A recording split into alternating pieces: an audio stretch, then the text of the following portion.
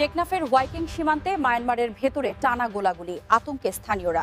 কক্সবাজার থেকে পাঠানো কামরুল ইসলামের ভিডিও চিত্র দেখুন বিস্তারিত।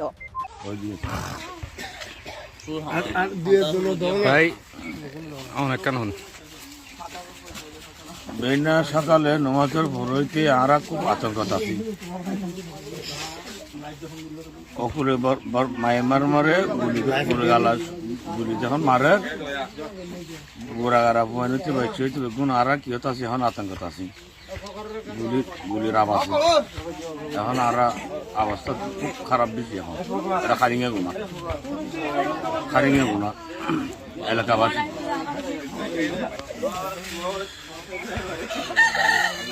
চাই সকাল হইতে কিয়র আতঙ্ক আছে কিয়ে হরিয়াল গুলি হুড়ারি এনেকা অনেক বর্ণনা দেন। এরা সকালে মস্তুরি নহরির গুলির ফুড়ার বর্মাত এরা মসজিদে বেগুন সারাতন জানাই দিক এরা মেলিয়ে গুলি অবস্থা বেশি গুলি খাওয়া পাইয়া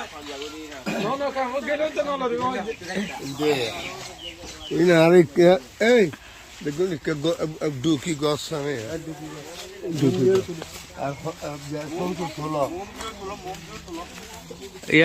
সকালে তুই দিন কিয়র গুলাগুলি চলের আর হরিয়ার চলের ইয়ান কানা করি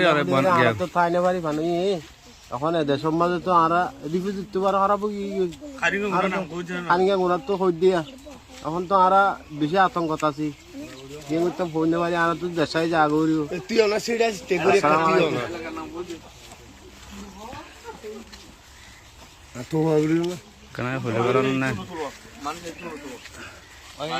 বিসমিল্লাহির রহমানির রহিম।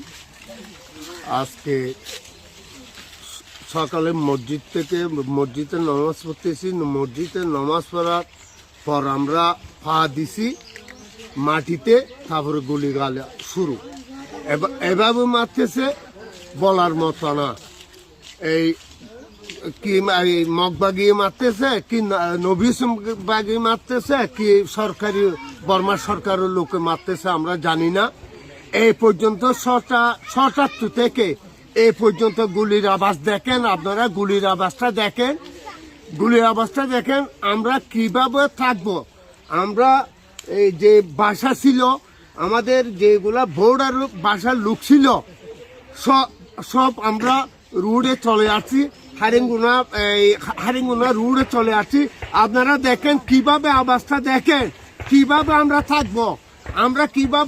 আমরা দৃষ্টি আকর্ষণ করে বলতেছি, আমি বাংলাদেশ সরকারের উপদেষ্টাকে বলতেছি আমাদেরকে রক্ষা করবেন কি রক্ষা করবেন না। আপনারা দেখেন কোন অবস্থার মধ্যে আমরা আছি, আমরা আতঙ্কে আছি।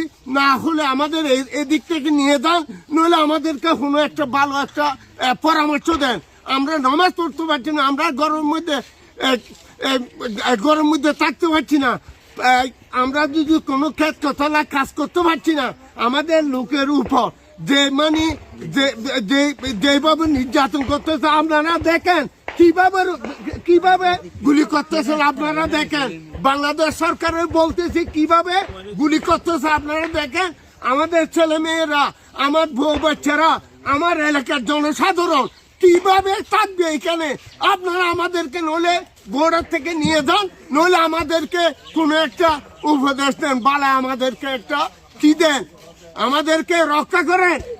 যেভাবে গুলি করতেছে আমরা তো এখানে থাকার কোনো প্রবেশ গিয়ে করতে পারছি না। আমি হোয়াইকম 2 নম্বর ওয়ার্ডের মেম্বার সিরাজুল মুস্তফা লালু মেম্বার বলছি, সকাল হইতে নামাজ পড়ার পর হইতে এ পর্যন্ত গুলি হওয়ার থামি নেই। যে বড় বড় অস্ত্র মারতেছে, আমাদের বাংলাদেশের আজও পড়ে নাই, অন্য জায়গায় পড়ছে না জানি না। আমাদের যে আবাসটা একদম তুতার দ্বীপ থেকে, আমাদের তুতার দ্বীপের মধ্যে লড়াই চলতেছে, আমাদের কার সাথে চলতেছে? আমাদের বাংলাদেশে ফৌজ না, আমাদের বাংলাদেশে বিজিবি না, আমাদের না। ওরা কি সরকারি বর্মা সরকারি বা দিয়ে কি বাগি পার্টি কি আরসু কি নবীন পার্টি, আমরা কিছু আমরা কিছু জানি না। আপনারা আমাদেরকে আমাদের ডিপার্টমেন্টকে আমাদেরকে একটু সাহায্য সহযোগিতা করেন, আমাদের এলাকা থাকতে পারি মতো। সেই জন্য আমি আহ্বান করছি। আসসালামু আলাইকুম।